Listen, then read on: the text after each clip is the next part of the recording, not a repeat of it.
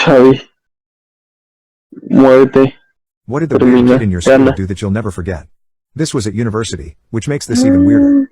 I studied geology, so we went on a lot of field trips. One time we went to Spain and I noticed this rather strange girl had a tally chart in the back of her notebook. Now, this girl was odd. She wore all black clothes that were clearly not washed very well. She had bright ginger hair and would wear huge spiky plastic jewelry that was usually bright orange. Like big spiky plastic necklaces or bracelets.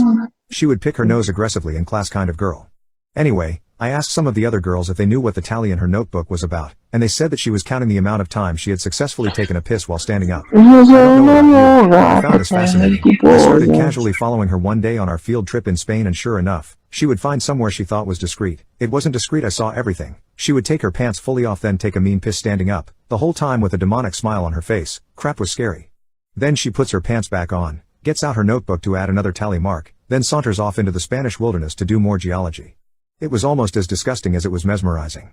So, one day we had a day off to relax and do what we wanted, so everyone agreed we would go to Madrid for the day, so we all get on a big coach and set off. The drive is like 2 hours. 30 minutes in, she starts mumbling to herself about needing the toilet, everyone around her going quiet as she becomes more agitated. Eventually she jumped up and waddled down the aisle to ask the driver to stop. After a bit of arguing and Spanish shouting from the driver, we pull over. The bus doors open, she walks back up the aisle and gets off using the door halfway down the bus. She takes 3 steps away from the door and starts digging a hole like an effing badger in heat. Now at this point I think deep down I knew what was about to happen. She's about to take a massive piss right here in front of everyone as the ultimate win/fu to her classmates she clearly hated, but boy I was wrong. She finished digging her hole. It was quite impressive given how dry the ground was. She turned herself away from the bus, dropped her trousers and took a squat over the hole. What is this? I thought. Maybe she's too shy for a stand-up piss. Nope. Out comes the most horrific crap from her pasty white butthole. Like gallons of it. I've never seen so much. The hole she dug, whilst impressive, was not sufficient for the brown mass that spewed forth. She finished, wiped her butt with a small piece of tissue she had in her pocket and got back on the bus, with the same maniacal grin I saw her have with a wild piss. Everyone was silent, our professors just staring at each other, clearly thinking what the F just happened. Jim. Did that girl seriously just unleash a turd tsunami in front of 40 people? The rest of the journey was just silence. I think we were all in shock. We get to Madrid and everyone slowly gets off the bus. A crap girl starts saying again that she needs the toilet and everyone turns to look at her. Her bright orange trousers are soaking wet, like she'd been swimming. One of the other students said, Jesus Christ, what the hell happened? And casually as anything, she turns to him and says the bus ride was too long. I pissed myself a few times, at this point I'm losing my mind. What the F, lady?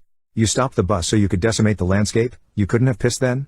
You might as well have. I mean everyone saw your massive dump. I don't think a quick piss would have bothered anyone. Seriously. Anyway, 2 girls took pity and carted her off to a public toilet. The rest of us went to a few museums and had a great day, but it was hard to enjoy, to be quite honest. Madrid's Natural History Museum didn't have the same jovial atmosphere after watching a grown woman crap and piss herself. Bartenders, what is the most memorable interaction you had with a customer? He wasn't completely hammered, but I'll share my favorite interaction I've had with a bar guest that honestly was a huge eye-opener to how to live my own life instead. The restaurant/bar I work at is an odd concept. We have a lot of different things going on throughout the week, so some nights it goes from a nice place to grab food and drinks for dinner, to straight up dance club/high volume bar. I love it because it's just a glorious, well executed, and managed crap show, so walking it always keeps me on my toes. Anyways, getting off topic. We do trivia on Sunday and Monday nights, and our table taps, big tubes of beer that sit on the table or bar so everyone can pour their own beer, are half priced all night.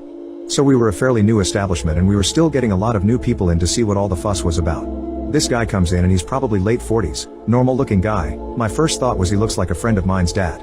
I'm fairly observant and noticed his hands look like those belonging to someone who was in construction, or some sort of manual labor type profession. Nothing wrong with physical labor. I've done the work myself. I just sort of scan people naturally and harmlessly in my head, put them into a certain stereotype and then try to see if it holds up. I love it when the negative stereotypes don't hold up. I had been trying to work on not being so judgy, which I could have been, like this guy's probably gonna be a typical sort of construction guy, whatever. I told him about the special and that it actually comes out cheaper to buy the beer tower at half price than drink 3 of the large beers. He wasn't overly grumpy or snarky, just very short with his answers. Just seemed like he didn't want to talk much. If you want to listen, I'll talk, that's for sure. So I talked him into the tower. He watched whatever sports games were on the TVs, drank some beer, and ate some food. Eventually he loosens up and gets to talking about how he just moved back in the area in the last few months after living in New Orleans for 25 years. As we're talking about New Orleans, a classic rock song, might have been Led Zeppelin, they're one of my favorites, so we'll say Ramble On came on and I said, ooh. This is a great song. So we start talking about music and he mentions he lived right outside of some fairgrounds in New Orleans and his wife and daughter would walk down the street to concerts that would come through. Widespread Panic was one band he mentioned that stood out and sort of bonded us because I had just seen them at Hangout Fest in Gulf Shores not long before this night, and we both liked some of the same bands.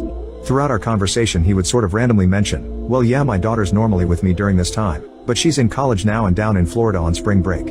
Which I mistook for a dad missing his daughter, who is now growing up, and the beers sort of bring that emotional side out. Finishing our music conversation, he pays out after he's been at the bar for about 3 hours. Our convo was sort of off and on as I went back and forth to other guests.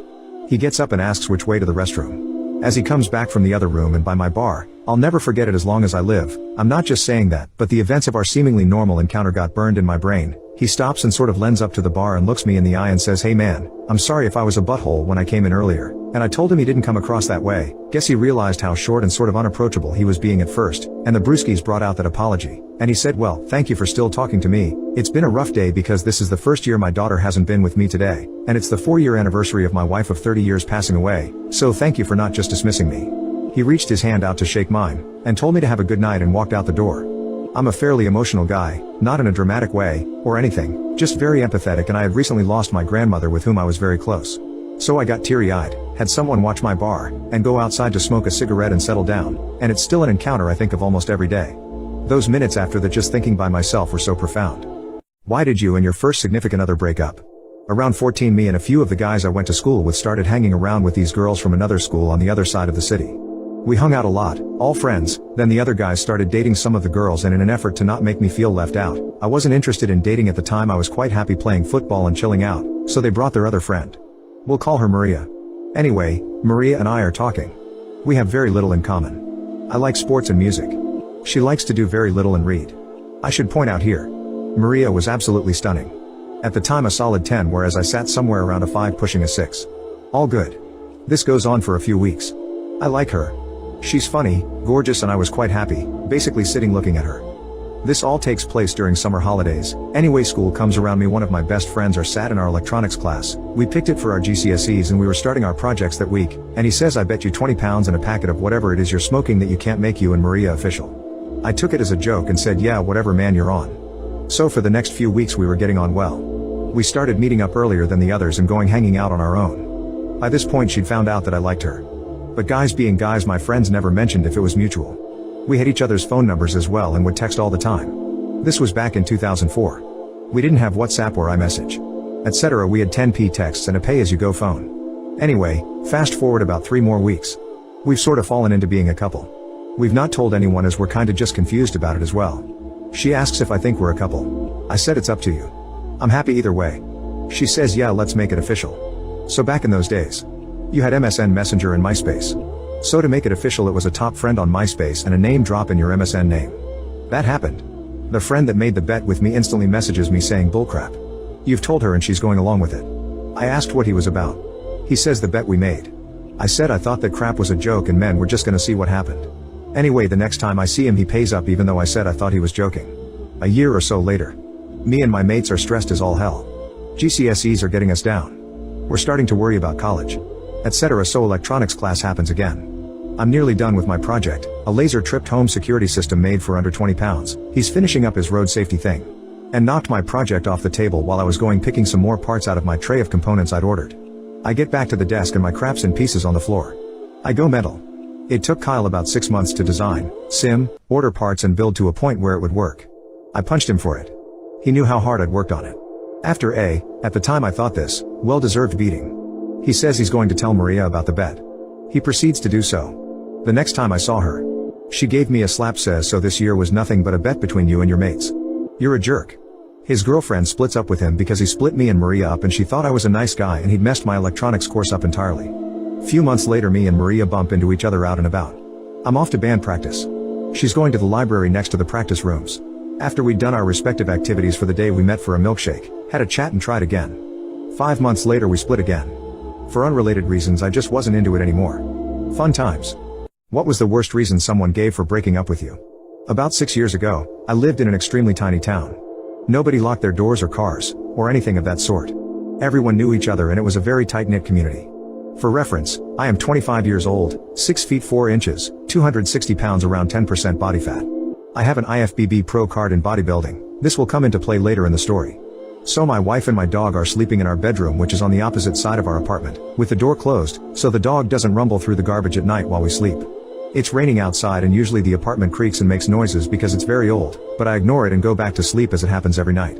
Now this night in particular I was hearing some extra noises. My dog, who usually ignores the sounds as well, was going absolutely bonkers in the room. He's not a barker, but he lets me know when he hears something by jumping on the bed and licking my face, also when he's scared. So to get back to the story, my dog is going nuts, my wife is sound asleep, and I am up watching Netflix at around 3 a.m. when I have work at 8 a.m. I keep hearing these faint noises, like a cabinet opening and closing, but like I said before, we are in a very small community and I think nothing of it. No way someone is actually in my apartment. So all of a sudden I take one earphone out, and I hear the flicker of a light switch. It's an old house, so it has those loud light switch flicker when you turn something on and off. I imminently knew something was wrong, as this is not a sound I normally hear, and I get up and creak my door open just a little and see a light on in the near kitchen room. I know I shut all the lights before showering before bed, so I leap into action, wake up my wife and tell her to stay here with the dog and lock the door and to not come out unless I say everything is safe. I walk into the kitchen and there is a guy, probably late 30s, going through every drawer and cabinet I had. I said hey in a loud voice and scared the absolute crap out of the guy. I guess he thought no one was home, and he charged at me. So for reference, remember I said 6'4" 260ths of a pounds, and the guy charging at me, around 5 feet 10 inches / 160? So he charges at me and I shove him against my wall with my forearm against his neck, make a huge hole in the wall, and begin to headbutt the guy until he's nearly unconscious. I turned him around and proceeded to hold him in a chokehold headlock, and out of nowhere his wife, I later found out it was his wife, was also in my apartment and came charging at me. I put up my foot, exactly how you would imagine it in the WWE, and I punted that goober right in her gut, and she fell to the floor. So now, the guy is unconscious, the girl is on the floor in massive amounts of pain, and I'm standing there covered in blood from this guy's face. I feel funny, not sure what this feeling is. I feel cold in a spot on my stomach, sort of like if you spit on your stomach and a strong gust of wind comes and it feels extra cold, you know what I mean? Well, I looked down and realized I got stabbed. I had a 4.5-inch knife in my clear abdomen muscle. While I was headbutting this guy, he was able to sneak a knife he had right into my gut, without me realizing it. I quickly start to panic and call 911. I sit there until they come, go to the hospital, nearly dying. I recovered well, missing all vital organs, and when I woke up in the hospital I had police there and was told that the guy robbing my apartment was dead. My headbutts broke his skull and he internally bled out in his brain. My heart sank. Yes, the guy stabbed me, yes, the guy threatened my wife and dog, who is like my son, and yes, he came onto my property, but I did not want to end anyone. Well anyway, to sum up the story, when I awoke in the hospital and they told me this, my wife divorced me on the spot, saying she can't stay married to someone who ends someone else, regardless of the situation. What reason did you break up with your BF/GF for that they will never know about? I watched him cheat on me and he will never know. We lived in the same city and had been dating for about 10 months. The last couple of months his passive-aggressive manipulations had begun to come a bit more transparent, but I was young, and convinced I could fix everything. On a Friday when we had plans, he called to say a friend at work had been fired, and he was going to go out with him to help cheer him up. It was fine, I said, and he hung up before I could finish my sentence that I had left some work papers at his place the night before and needed to grab them. I had keys, so I didn't think anything of swinging by after dinner and drinks with my brother to let myself in to grab them. As expected, he and his two best friends/roommates were out. What was not expected was when I was in a little office adjoining his bedroom gathering my papers.